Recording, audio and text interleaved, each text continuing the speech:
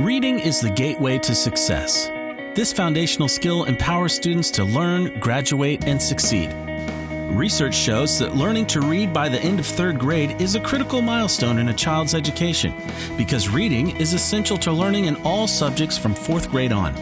If our children don't meet this milestone, they won't understand word problems in math or be able to read about history or learn from their science textbooks.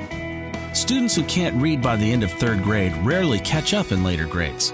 So it should come as no surprise that 9 out of 10 high school dropouts were struggling readers in third grade.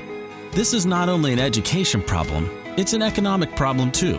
High school dropouts are not eligible for 90% of the jobs in the economy. Also, dropouts make up nearly half of all heads of households on welfare. When we promote a child who can't read from grade to grade, we place them at great economic risk.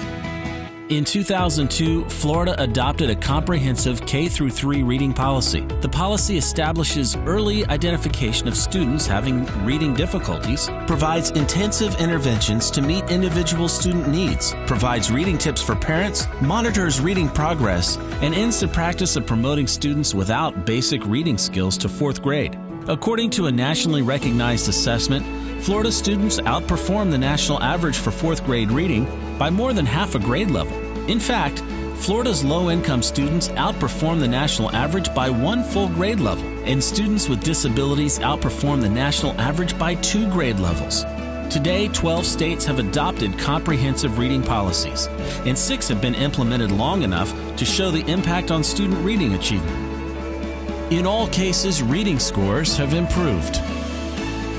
Create opportunities for a better future for the children in your state. Ensure they read by the end of third grade.